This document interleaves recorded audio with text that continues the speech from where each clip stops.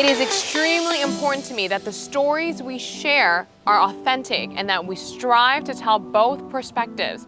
I've been a local to this remarkable island 3 times and a tourist too many times to count. Our Home Your Holiday celebrates Aruba. There's a reason why Arubans are so patriotic, and there's a reason why visitors keep coming back. Let's dive into the elements that makes Aruba our home and the perfect holiday. Happy New Year, everyone. I'm Yantelu. There's really nothing quite like New Year's Eve in Aruba. Some would even argue everyone should experience it at least once in their lifetime. There are 3 must-have ingredients, and that includes fireworks, pagadas, and spending time with your family. You'll see containers like these set up everywhere on the island, and there will be signs. Or maybe there's people laying out red everywhere. It can only mean one thing. It is New Year's Eve in Aruba. Some would argue nothing beats an Aruban celebration of the New Year. It has to be like pa pa pa and then Happy New Year!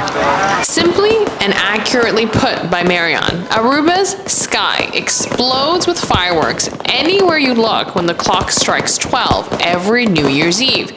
Here's a reminder as to why. Pagadas or fireworks usually is a tradition in Aruba to how you say it? Korefuku, how you say it?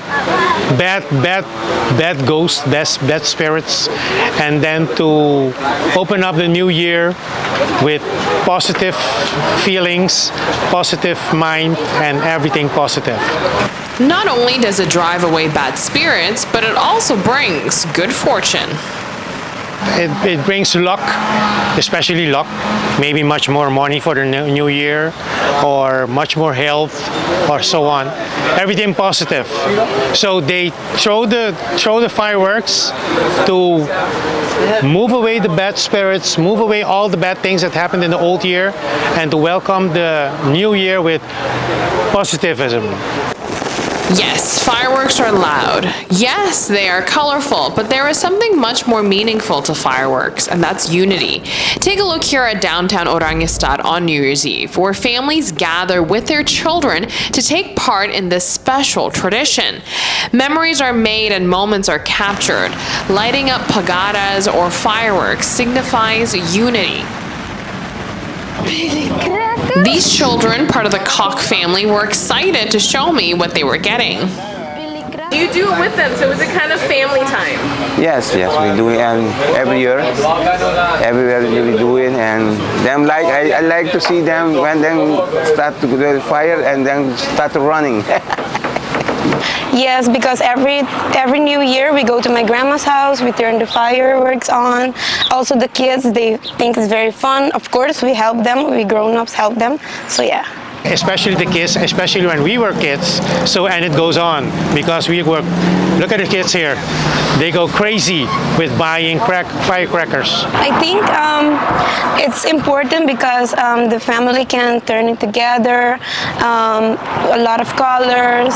At 12 o'clock, me and my family usually go to my grandma's house, and there we stay. We have champagne and things, so yeah. For the family, after fireworks, after throwing everything, we will have like family gatherings, eating, drinking, chatting, and most of the time partying till the morning. The way our One Happy Island gathers for pagadas year after year, plus the excitement and energy you can simply feel about lighting up fireworks on December 31st is unique to Aruba, something you can't find anywhere else. I think it's really beautiful because I just came back from the Netherlands and I don't see that kind of a vibe going around. So to see that our country has our own kind of like way of celebrating the New Year, I think it's really amazing to see, hey, we can do it a different way than the other country. So it's like a staple to our country. Whenever a tourist or someone doesn't know about the Aruba, this could be something that we can represent about. Giovanni would go so far as to saying that everyone should experience New Year's Eve in Aruba at least once in their lifetime. And would you say would New Year's be the same on the island if there was no fireworks? Absolutely different. I wouldn't enjoy it as much. I think everyone is excited when the midnight hit and everyone's lighting the fireworks. I think it's a very, very beautiful experience. I would say you gotta experience at least once in your life. It's a really something different than you can see anywhere else. Fireworks and pagadas will be back again soon, and like always, we will gather together for it.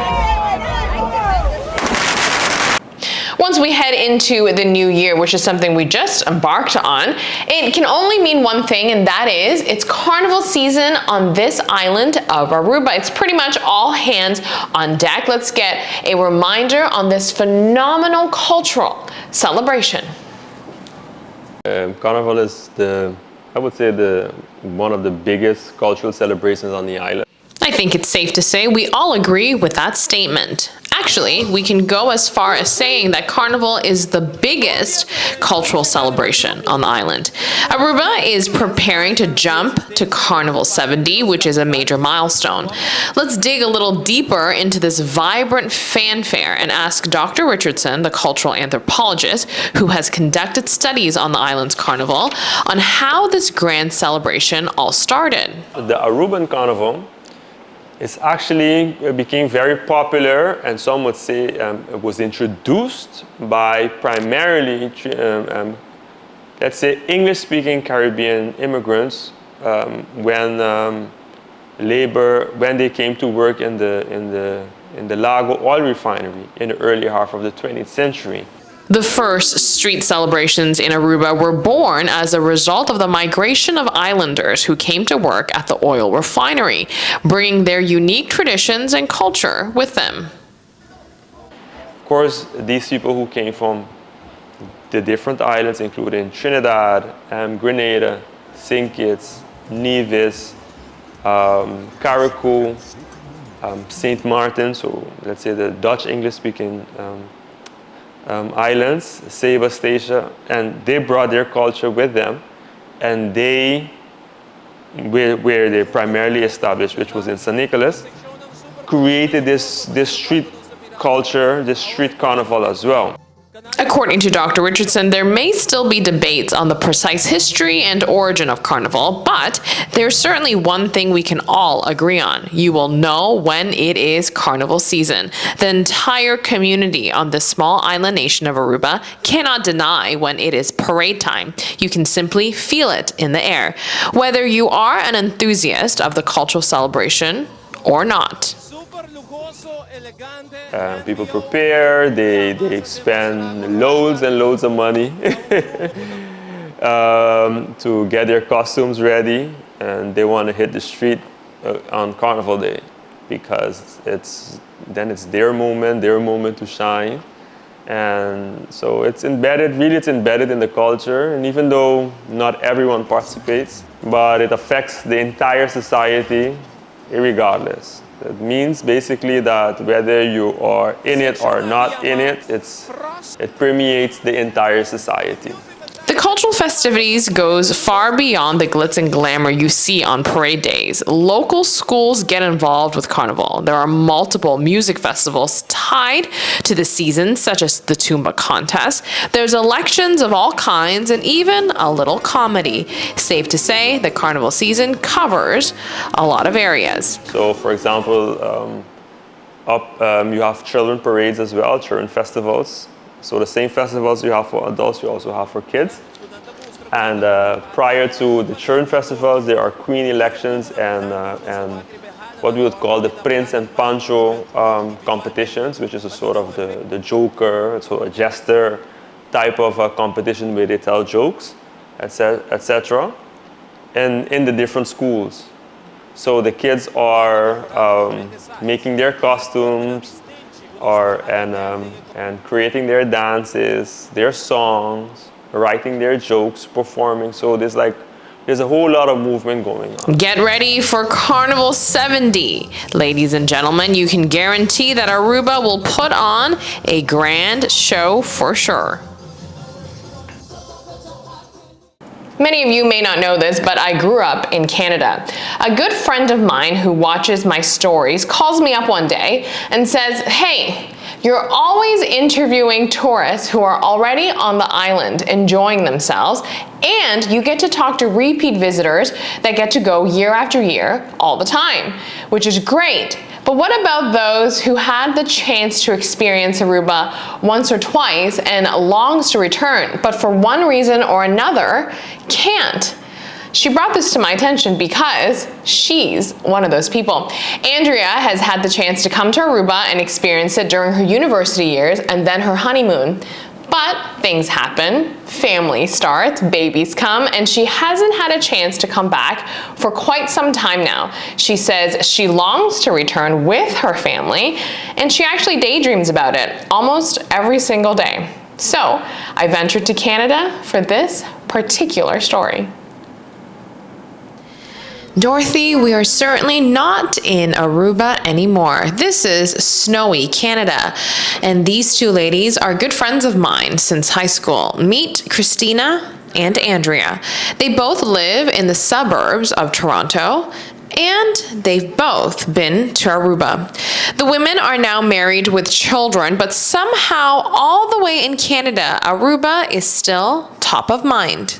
Last time I visited Aruba was actually on my honeymoon, which was the best trip of my life that I have been daydreaming of going back ever since. It's been a long time since either of them has visited the island, but Aruba made a lasting impression on them.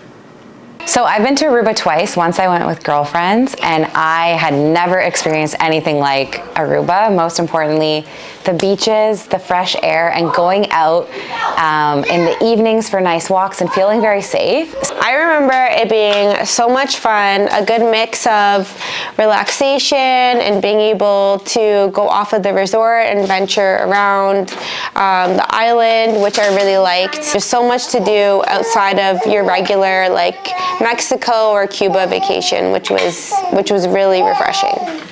I actually went back for my honeymoon with my husband, and we have not stopped talking about Aruba ever since. I think the thing that stood out for us was really just being able to go for a walk every evening, feeling very safe on the island and exploring. We hadn't really done that in the previous trips we'd done to other islands, such as Dominican, where we kind of felt more safe when we just stayed on the resort, which is great, but just not exploring as much. And in Aruba, we went on so many excursions. We had so much fun, and we were just enjoying the island life to the fullest. And ever since then, we haven't traveled again, and that would be our #1 destination. Life looks different for Andrea and Christina since their last vacation to the One Happy Island. They both experienced Aruba as young single women, and Andrea selected the destination for her honeymoon. Now, they both hope to bring their children back to Aruba and experience the island again as a family. We're so grateful because we have a 4-year-old daughter and a 6-month-old baby girl. So we have 2 girls in the house, and I often talk about being able to pack up and travel again. It just hasn't happened, but I watch our holiday every week to kind of stay up to date on what's going on in Aruba and what are the new things I want to do to check out with the girls. I went when I was single, so it was more of a friend's trip, but now I have a husband and a family, and I would love to go back with them, and that's just another reason why I would want to return. It's very safe there. There's a lot to do, whether you're single or just with your significant other or your friends, but also a lot to do if you have a family as well. So I would love to go back. So for me, I think the biggest thing now that we have a family as well is safety. So I want to go to a beach in Canada. If you're familiar, it's cold a good majority of the year. We look forward to a change of scenery and just even getting on an airplane and traveling. We haven't done that yet with the girls. And the reason is we want to take them somewhere to enjoy a beach like none other, which Aruba has. I remember fresh air and a breeze that was all day long. It never felt too hot, too cold. It was always just right. And as well, I want to be able to take the girls for walks in the evenings. And that's something that in other destinations that I've traveled to growing up, as well as a couple, like we just stayed on the resort. We didn't have that freedom to travel around. And even to leave the resort to grab a drink or grab a bite to eat, I think that was really exciting and something that stood out to my husband and I. A According to these ladies, Aruba is good for 1, a girl's vacation. Check. 2, honeymoon. Check. And 3, with families. Check. Aruba has the highest repeat visitor rate in the Caribbean. There are many tourists who come to Aruba every year. It turns out there's others who wish to return or even become an annual visitor of Aruba one day. Yeah, I would love to return there, but obviously life happens, like 2 kids, 2 small kids, like there's an anxiety of traveling alone, as a family of 4, not having any help while we're there. Yeah, houses, life's just expensive these days, but that would be my #1 destination to go back to. You know, for us who live in Canada, we dream of just 7 days once a year if we're lucky enough to get on a flight and experience Aruba. For those folks who get to go every year and for the people who live there, I think that it's a beautiful place to be, and truly just the thought about it makes me happy. To be there for 7 days of the year feels like working the rest of the year is worth it. I want to thank Andrea for bringing to my attention that I wasn't capturing and sharing stories from a very special group of people. And that's the folks who's had the chance to come to Aruba and longs to return, but haven't been able to. Well, Aruba is here with open arms whenever you make that return trip. Thank you so much for watching today. I hope you enjoyed the show. Make sure to subscribe to our YouTube channel at Our Home, Your Holiday for on-demand access to all our stories as well as full episodes. Make sure to subscribe so you get notified when new content about our One Happy Island comes up. Signing off right here in my home, I'm Yenta Liu. We'll see you next time.